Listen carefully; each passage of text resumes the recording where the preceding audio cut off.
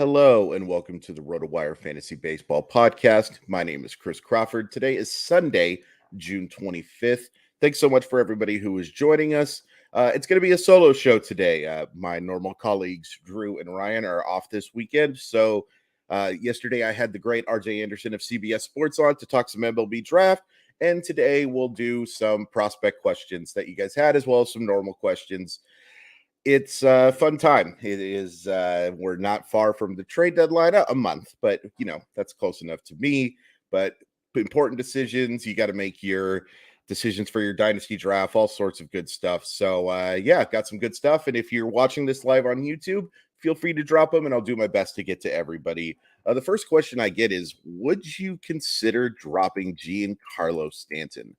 Boy, they did not think I was going to get this question on June 25th, 2023, but I do understand it. He's hitting 185. Now, he's dealt with some injuries as he normally does. It's unfortunately when you're built like Giancarlo Stanton, you are going to have injury stuff, but he has not been good this year. A slugging percentage of .393 from Giancarlo Stanton is almost unheard of. He has been one of the best power hitters, supplier of power hitters when healthy in all of baseball. I don't think I could drop him just yet. I think you can make the argument because of the fact that it doesn't look like he's going to help an average this year, and he's never been a stolen base guy. You can make all the changes to the bases that you want. Stolen bases are just not going to be a huge part of his game. I would just have a little bit of FOMO. And here it would be the fear of missing out, of him going on one of those massive power runs. I would certainly be trying to trade Stanton, and maybe you're getting probably 50 cents on the dollar from what you paid for Giancarlo Stanton, to be completely honest with you. But that's better than 0 cents. I'd rather do that and trade him and do something along those lines. There's just a little bit too much upside with Stanton, but he would definitely be on my bench for now. And as soon as he maybe hits a homer, maybe homers in 2 or 3 games, maybe then you bring him back up. But if you can trade him, I think you have to, which is really disappointing. One of my favorite players to watch. I sometimes get a little frustrated with how the New York Yankee fans have treated him. You have the right to do whatever you want. You can go to a game and boo people if you want. It's just, I don't think Giancarlo Stanton is not trying to be good at baseball sometimes. He just has. He goes through these streaks. Unfortunately, this year it has been a long streak. I'm just pulling up his Savant numbers real quick just to see how much. Like, it's tough to see because the sample size is not small enough to qualify. But the max exit velocity is there, but an expected slugging percentage of .480. That's slightly better than last year, but that's not great. And when you add in that the expected weighted on base average is .318, he's deserved these bad runs. The strikeouts are actually down, but the walk rate is way down. I think you can justify trading him. And if you're really desperate for help, I think you can actually justify trading and cutting Giancarlo Stanton. I'm loaded with hitting prospects in my Dynasty League. We draft the day after the MLB draft. And I'm thinking about taking Paul Skeens with the first overall pick ahead of guys like Cruz and Langford. Am I crazy? Yes. Yes, you are. And look, I really like Paul Skeens. We talked about this with RJ. Best starting pitching prospect in a couple of years, in my personal opinion. 80 fastball, 70 grade slider, a solid change. You're not taking him over. I'm sorry. Even if you had like the top 10 hitting prospects in baseball, you're not taking him over. You're not taking him over Dylan Cruz and Wyatt Langford. Like, those guys have a chance to be special fantasy players. Now, what you do then is, if you are so loaded in hitting prospects and you need that pitching help, is you look to make a trade, hopefully. And hopefully you're allowed to trade draft picks in those leagues and stuff. Trade that top overall pick and maybe move down to the 3rd spot to take Skeens. See what you can get. Maybe you can get another pitching prospect with it. I would still be looking to take Cruz in that first pick because I just think he has a chance to be an unbelievably special fantasy player. And so does Langford. Langford has a chance to be a really good one as well. There are also some outfielders that, like Clark, that I think has a chance to be a really special fantasy player as well. But I just cannot justify taking Paul Skeens over those guys. I could justify him at third. I could justify him over high school bats just because you're going to probably see Skeens, whoever he gets drafted by. You could probably see him pitch the next year in their rotation. I mean, he's that ready to go. But because of some concerns with the fastball shape that RJ brought up in our show, and because of the fact that pitchers just have so much more volatility, you need him to qualify for wins to be justified as a great fantasy option. You're going to see some bitter with the better. I think you have to go with Langford and them. But I would consider trading down. Absolutely would consider trading down. Thoughts on Lazaro Montes? Is he worth rostering right now? Well, I mean, some of this depends on what format you're playing in, right? Like if you're playing in a redraft league, no. Lazaro Montes, a player who is still just playing in the Arizona League right now, is absolutely not worth rostering. But assuming you're talking about in a dynasty league, and yes, absolutely. I think Lazaro Montes is one of the more underappreciated prospects in baseball right now. The Yordan Alvarez comparisons are not fair because nobody's Yordan Alvarez except for Yordan Alvarez. And, there's some players as talented as him. But you understand him if you watch this guy play. I mean, he is a massive guy. He's listed at 6'3", 210 pounds. No, he's close to 6'6", at least 240. Just started playing again in Arizona, hitting 290, 450, 419. Hasn't homered yet, but that'll certainly be coming, and has already hit 4 doubles, 6 walks, and 7 strikeouts. Very small sample size, but this is a guy who put up a 1.007 OPS in the Dominican Summer League last year. Doesn't turn 19 until October, so there is a long way to go. But we're talking about double plus power, a really good approach at the plate. The concern here is going to be because of his size. Does he become a DH? Does he become a player that you can't play in the field?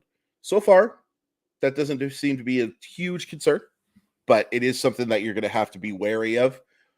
But his offensive upside, it's palpable. I really can see this guy being a strong middle-of-the-order hitter in 3 to 4 years. You're going to have to wait a little bit.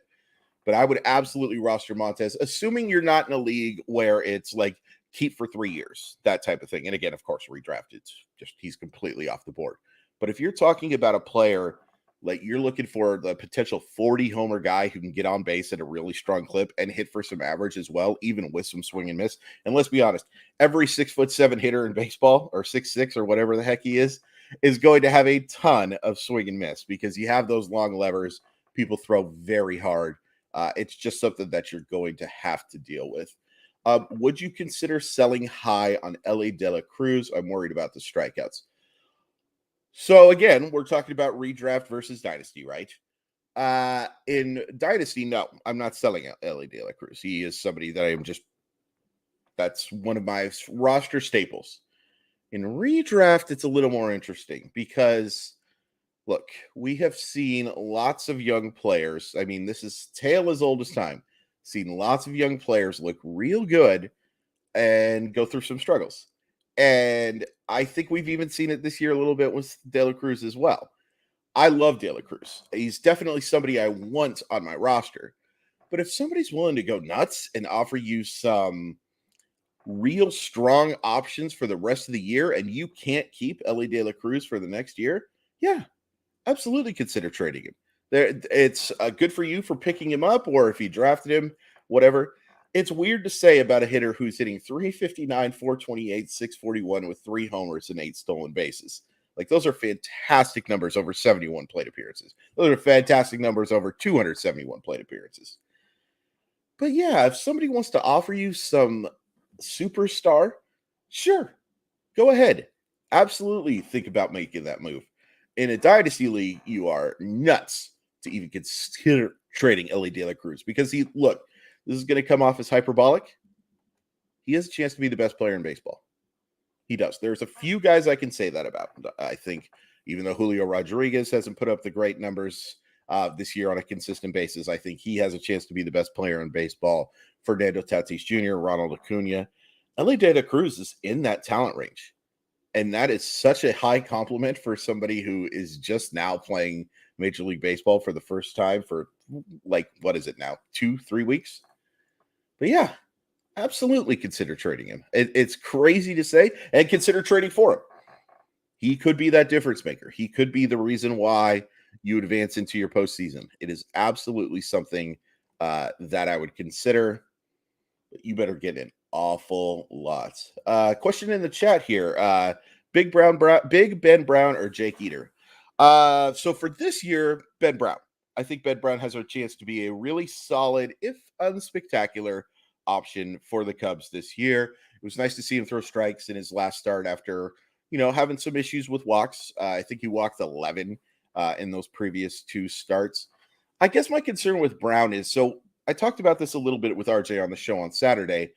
If I'm rostering a starting pitcher, I probably want him, a young rookie starting pitcher, excuse me. I'm going to be rostering a lot of starting pitchers. If I'm rostering a rookie starting pitcher, I'd really like to see a 70 grade pitch. I don't think Brown has that. I think he has 3+ pitches, and that's good.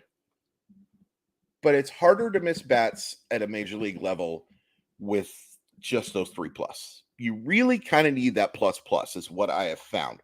Or 4 to 5 well above average ones. And he doesn't have that. He has 3+ pitches, and that can help him be a solid back end option. I'm just not sure I have that swing and miss wipeout offering for me to say, yeah, he's going to just dominate. And he doesn't have to dominate, obviously, as a rookie, but I would prefer to see that elite strikeout pitch before making him a set it and forget it guy. I like Eater a lot. A guy who just absolutely, he was solid at Vanderbilt, but absolutely dominated in the minors, and then dealt with injury, unfortunately, as these things so happen to do. But has been really impressive when he's on the mound. I think he's more of a 2024 play. Certainly a chance to play this year, already in Double-A. Just looking at the numbers, he has a 5.14 ERA. It's very small sample size. But just to give you an idea of how dominant he was in 2021, 15 games, 71 innings pitched, 99 to 27 strikeout to walk ratio, and a 1.77 ERA. A guy who throws 3 pitches, 2 of them plus, throws everything for strikes, has excellent command and feel for those offerings. A guy I liked a lot coming out of Vanderbilt and thought he was kind of underrated, only being a 4th round pick in that draft. I'm confirmed to make, 4th, 104th overall pick. But I think he's more of a 2024 play. Certainly a guy I like a lot in Dynasty, though. Somebody I'd be looking to pick up right now, because once he gets up, you're not really going to have a chance to pick him up. He's not that dissimilar to Andrew Abbott, and we've seen what Andrew Abbott can do at the major league level. This is that was a really good question. Here's another one that we got from my Twitter.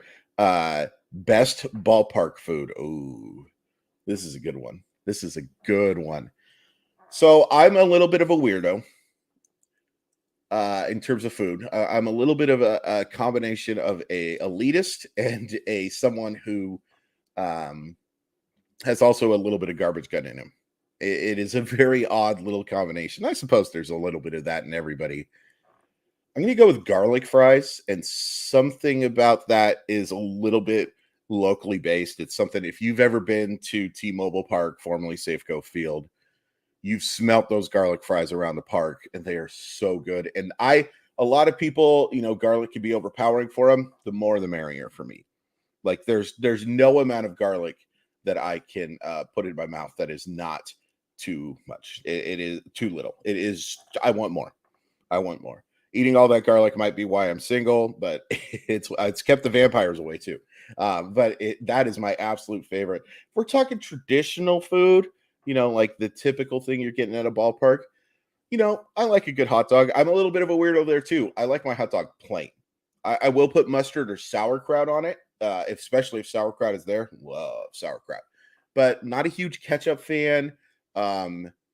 Not a huge relish fan, even though I like pickles a lot. I kind of prefer just a kind of a plain hot dog. I'll be curious to see what you guys in the chat think about that one, because I know there are a lot of really good foods. Somebody already bringing up nachos. Oh, nachos are so great.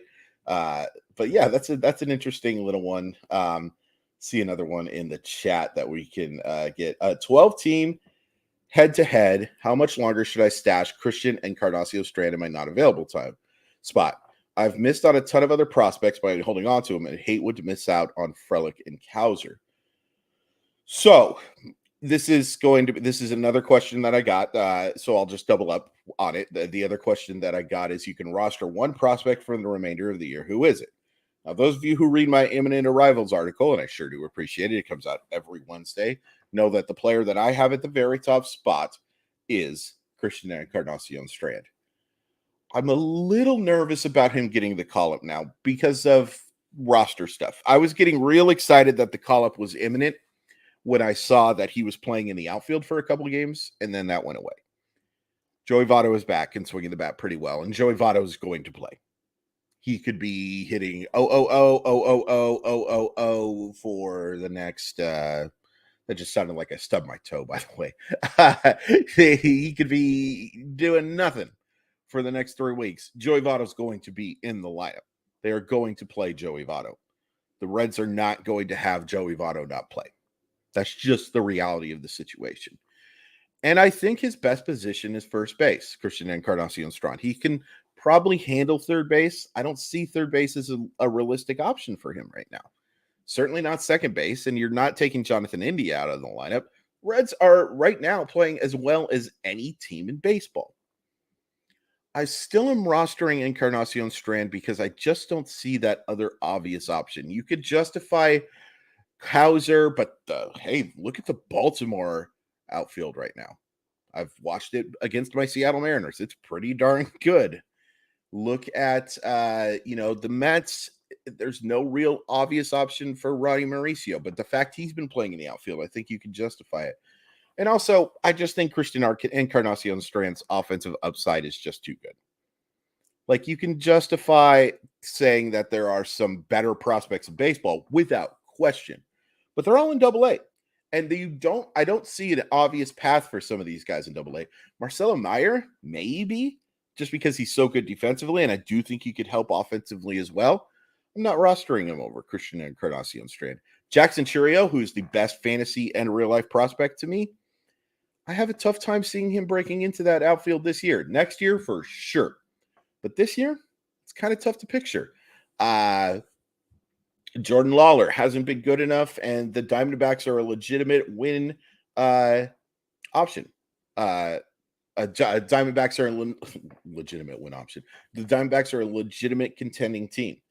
I just don't know. And as you brought up, the outfield for Christian Encarnacion Strand is the best option, but we got to see him play in the outfield a little bit more before we can say that that's actually going to happen, right? Like those 2 games got me excited, but we got to see him actually do it a little bit more before we say, hey, Christian Encarnacion Strand is actually going to be an outfielder. Long story short, yeah, I am still rostering Christian Encarnacion Strand over any prospect right now. But I would say that you're going to have to be pretty patient, and it's unfortunately a really good question. Somebody in the chat asks, thoughts on Emmett Sheehan? I have been extremely impressed. What's really impressed me with Sheehan is, and this is similar to Bryce Miller, Sheehan had real issues throwing consistent strikes in the minors, even while putting up dominant numbers. He's been excellent in that regard. He hasn't missed a ton of bats yet, especially in that first start. It's hard to complain. He threw 6 no-hit innings, but the strikeouts weren't exactly dominant. But he's been around the strike zone. He's kept hitters off balance. I think he's legit. I think he's staying up there. I kind of regret I put him at number 10 in my imminent arrivals article, like the week he got called up, thinking maybe he's got a shot to come up, but there are some other options. I think he's here to stay. And some of that, does have to do with the fact that the Dodgers have had just horrible injury luck, like just unbelievable amounts of starters who have missed time. And that doesn't even include Walker Buehler, the guy who was, supposed to be the number 1 or number 2 on that staff, being out with Tommy John surgery. A chance he might come back in September. I'll believe it when I see it a little bit there. But, Julio Urias and Noah Syndergaard, who I think was a mistake to trust anyway. And then you see Gavin Stone was just terrible, and he struggled in the minors as well. I'm not saying feel bad for the Dodgers by any stretch of the imagination, considering how much money they spend and how good they are at player development. But, they've had some bad luck. I think Sheehan is here to stay. I think he's got a real chance to be, in the long term, close to a top of the rotation guy. And for now, a solid, maybe I'm putting him out there, not out there when he has to pitch in Colorado or when he has to face a really good lineup. Maybe like Baltimore would be a tough little test for him. Everything else, I think I'm keeping Evan Sheehan for. I think he is one of the most underrated prospects and most unheralded pitching prospects coming into the year, and he's done absolutely nothing to dissuade my opinion of that. Looking for stolen bases and have a dynasty draft coming up. I don't have a high pick. Who is someone that you would be looking to select? Ooh, this is a good one. There's a few guys. So I don't know what your definition of not a high pick is. Max Clark, who we talked about with RJ, again, really recommend you checking out that episode if you didn't. 70 grade speed, somebody you could probably get at 5 or 6. But if you're talking about like picking 13th or 14th or something like that, 12th, Enrique Bradfield. Now, Enrique Bradfield plays for Vanderbilt, has been one of the most consistent college baseball players. He's not going to hit for any power. He is a smaller guy, and he does not have a swing that is conducive for hitting for power. He just doesn't. But what he can do is he can get on base, and once he's on base, he can absolutely fly. 80 grade speed for sure. And the other thing is that really helps you. When we talk about defense, we talk about how, it doesn't really help in fantasy baseball, except it does. It absolutely helps you because what it does is it gets the guy into the lineup and it helps him fast track. And I can see Bradfield absolutely being a fast track prospect. He's a very good defender. He has a solid enough arm to certainly play center field. And again, 80 grade speed. Like we're talking about the type of speed that could steal in today's game 60 to 70 bases. And again, you got to get on base enough to justify that. And I do worry a little bit about the bat being knocked out of his hands at 6'1", 170. And I think he's might be actually a little smaller than that. But I do think that he's going to be a guy who can provide some steals for you. Jacob Wilson, another guy, not super fast, but has really good instincts on the bases. I think he could be a stolen base threat. Walker Martin, a guy out of Eaton, Colorado, somebody I would consider in that range. Not a burner, but I think he could be a helper in that regard. But yeah, Bradfield, if you're talking about just pure stolen bases, I think he's the guy that you want to target in terms of dynasty. Interesting question in the chat. Brian Wu or Bryce Miller? I like both these guys. And look, Miller was not great Saturday. Struggled with his command. And he's kind of taken advantage of bad lineups. I talked about this on my YouTube show, My OI. He's been great against the bad lineups, and he's had some good start. He has had a couple of good starts against playoff teams too, but he's gotten kind of destroyed against the bad ones, or against the real good ones. Excuse me. Wu has looked outstanding over the last couple. I just kind of worry about him a little bit, and I also wonder, if the Mariners do get Marco Gonzalez back, which we don't know. And if the Mariners decide to use those off days to start skipping some guys, Wu is probably that guy. I think Bryce Miller is kind of locked into a starting rotation spot right now. I still do like both guys. Now, there is a ton of risk that comes with them. There's a ton of risk that comes with every young pitcher, especially with the fact that the Mariners just aren't scoring a ton of runs, save for Friday and Saturday when they scored 23, which, again, as a Seattle Mariner fan, I enjoyed very much. But you can't really rely on that offense to provide a ton of win chances. It's a little bit more risk than reward to me with those guys compared to some other players. But long-term, I think Bryce Miller is that option. I love his fastball. I love that he generates so much spin on it. Secondary stuff is still somewhat a work in progress, but you see flashes that suggest that he's going to be really strong there. I like Wu too. I kind of wonder if Wu is a trade option for the Mariners in a normal year where they don't have so many injuries, Robbie Ray being out for the year, Marco Gonzalez currently being out. And Logan Gilbert and George Kirby, who have been good for the most part, also not providing a ton of consistency. I don't think you can really get rid of those guys right now if you're the Seattle Mariners anyway. But long term, I think that I think that you're talking about Bryce Miller as a chance to be a really strong top of the rotation guy, where Woo is more of a back end option for me. Let's see. Anything else here in the chat? I'm really trying to answer all of your guys' questions. I really appreciate you guys tuning out. Our buddy Chad, I'm sitting in the final seed with a roster that has failed to excel at anything outside of homers. So looking at a soft rebuild with trade chips of Ohtani, Trout, Olsen, Trout, Ohtani, Batter, Nimmo, Wheeler, Woodruff, along with elite relievers Bednar, Helsey, Abreu, David, Robertson, Cano, Chapman. What kind of players would you target with that game plan? Ooh, that's a really interesting one. So you definitely got the bop. You definitely got the relief. So what I would be looking for if I were you, Chad, is those desperate save guys and looking to, it sounds like you need to acquire some batting average and you need to acquire some starting pitching. So, one of those guys, maybe if Luis Arias is available, is that somebody that could be targeted? Like somebody in that average category, because with that lineup, you can afford to take some bop away from you to get into the average category, and package one of those relievers for a solid starting pitcher as well. That's what I would be looking to do. I do see that you have Wheeler and Woodruff. That's a strong little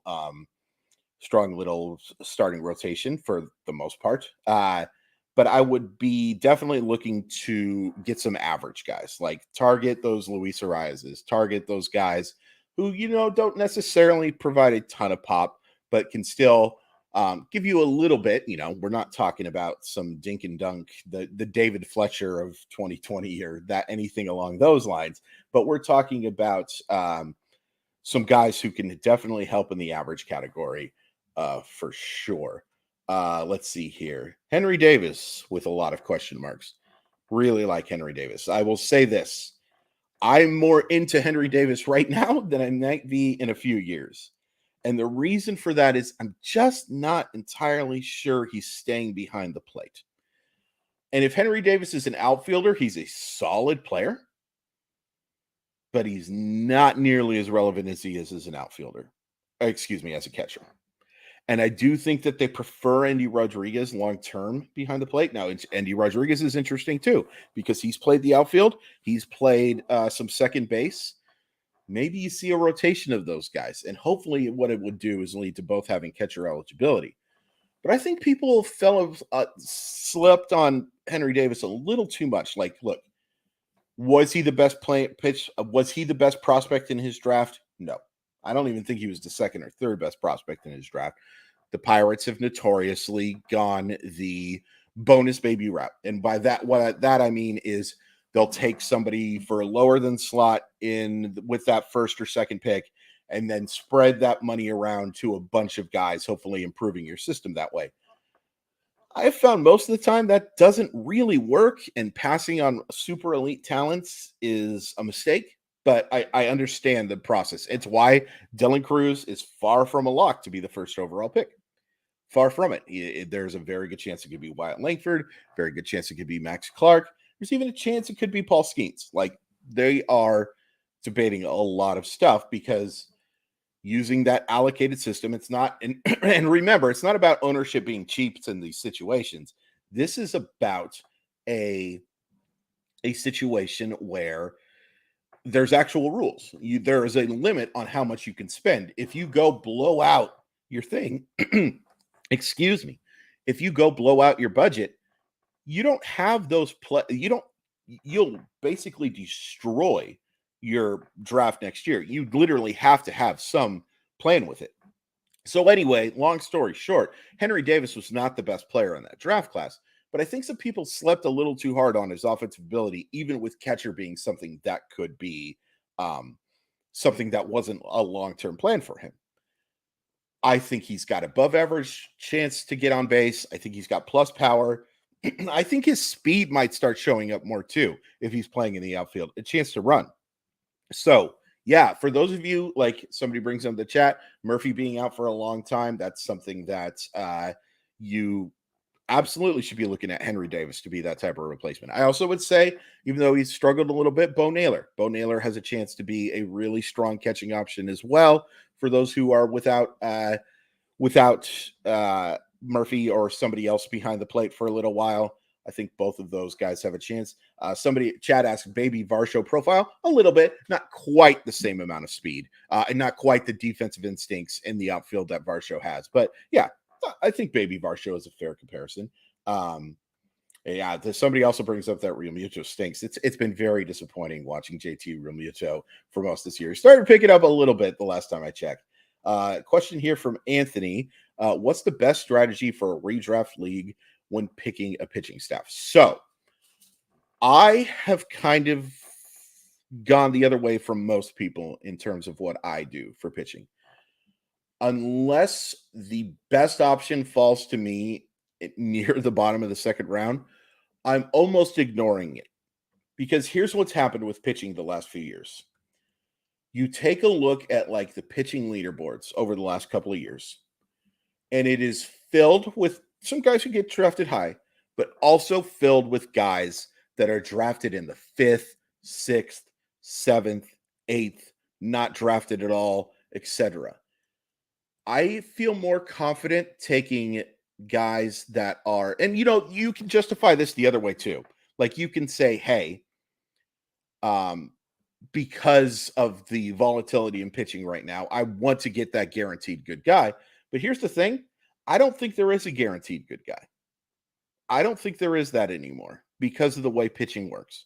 There are certainly guys that I like more than others, like Shohei Ohtani, like his ability to miss bats. But there's a ton of risk that comes with Shohei Ohtani that goes with that unbelievable reward, especially if you have him in as two players.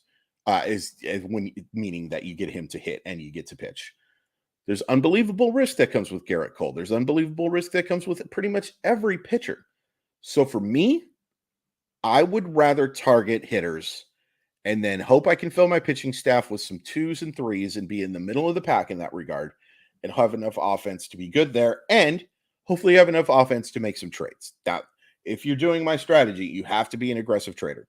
You have to be somebody who is looking to make deals, because if you don't, you take the risk of finishing last in a bunch of pitching categories because you ignore those top of the rotation arms. But that's what I do. I don't think I've taken a pitcher except for one league higher than the 4th round.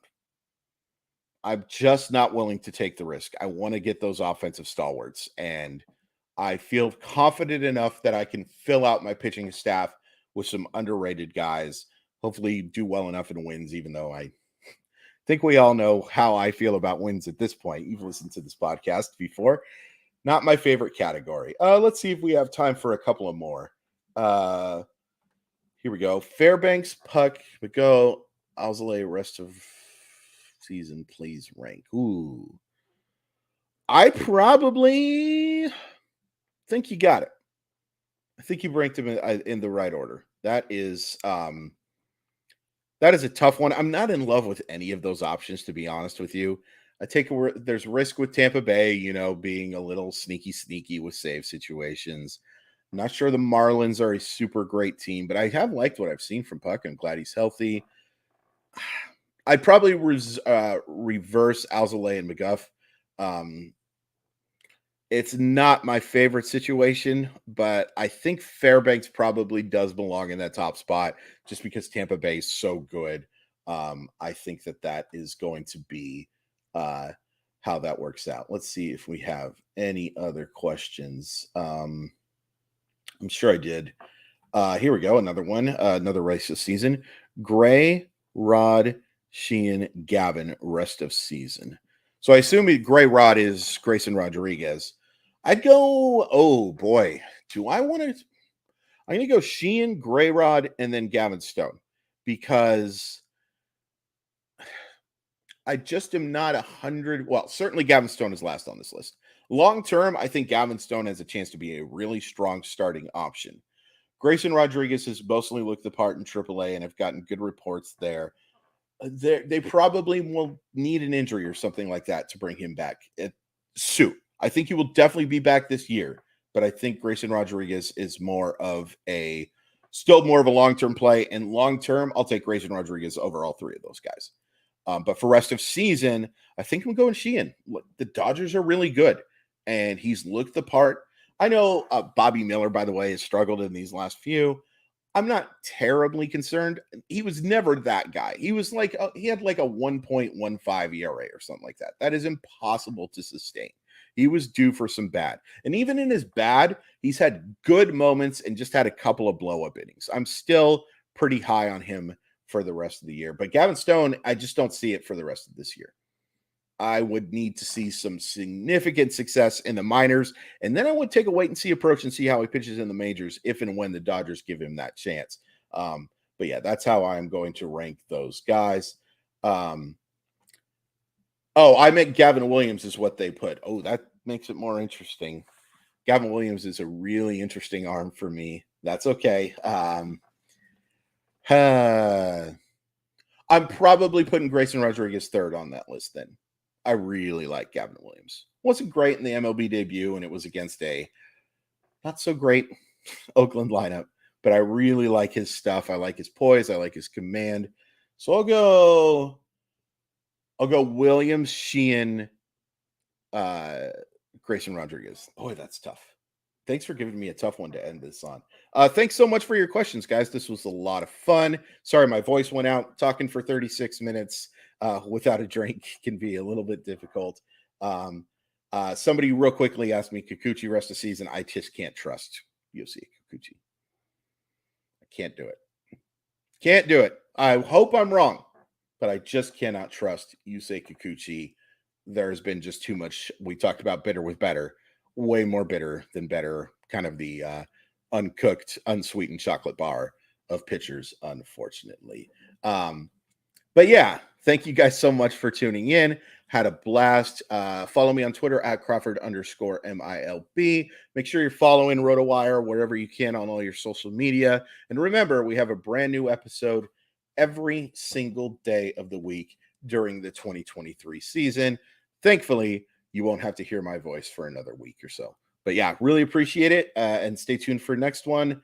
I had a blast. Talk soon.